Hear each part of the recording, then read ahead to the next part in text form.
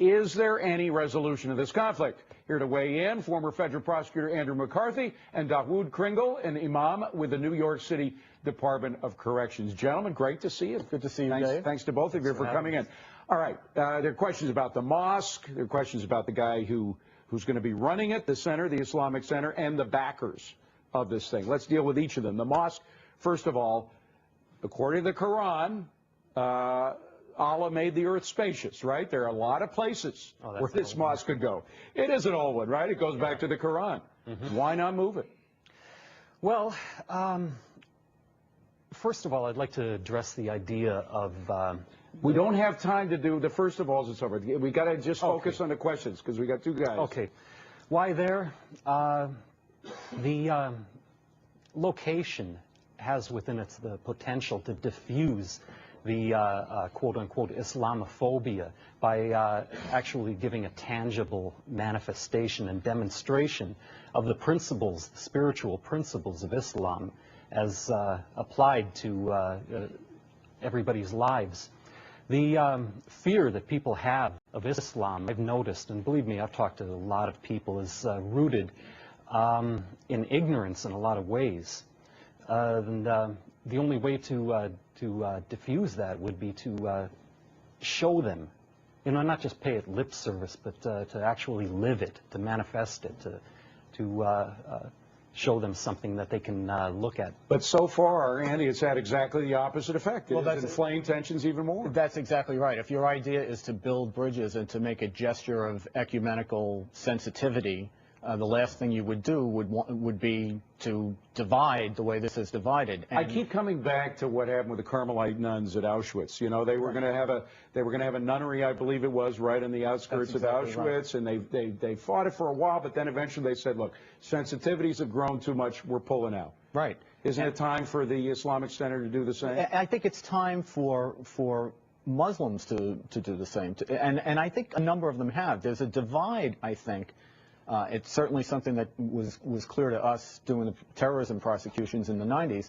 You had patriotic Muslims without whom we could not have won those cases. For those who don't know, you were the prosecutor of the Blind Sheikh. You got a prosecution in that case. Right. These are for events before 9/11, but similar terrorist events. And you could not have prosecuted these guys without help from decent, honest Muslim American citizens. Absolutely right. But there was a real divide between them and the leadership of many of the mosques and community centers. All right, let's move to that point, because that's a good point. Some people say that most Muslim Americans have no interest in terrorism whatsoever, and that they Islam forbids terrorism. But we know that some Islamic fanatics have gone against that forbidden sect or testament. And therefore they are no longer can be considered Islamic. They could be Muslim terrorists, but there really is no such thing technically as Islamic terrorism. But the fact is that there are people who in their community are being led by individuals that are close, that believe, for example,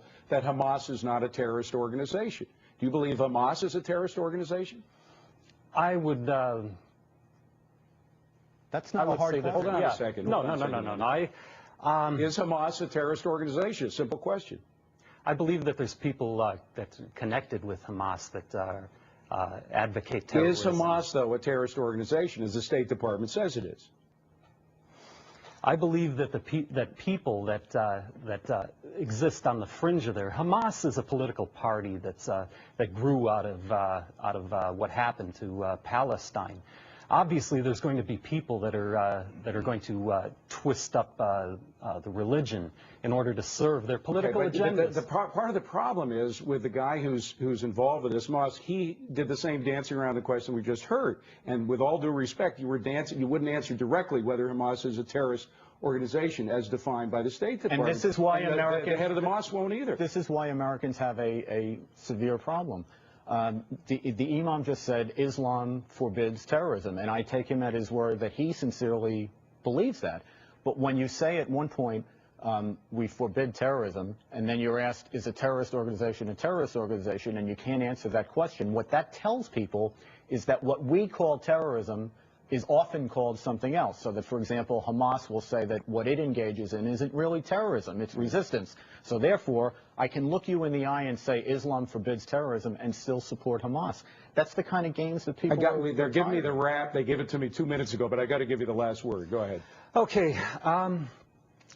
The Islamic Center at 51 Park Place, as I said, it has the possibility and the very real probability of building these bridges between these different communities. I knew Imam Faisal al-Rauf for years. I know these people for a long time, and I've been speaking to the people who were opponents to this, and the idea of sitting down and communicating with them and demonstrating what Islam really is.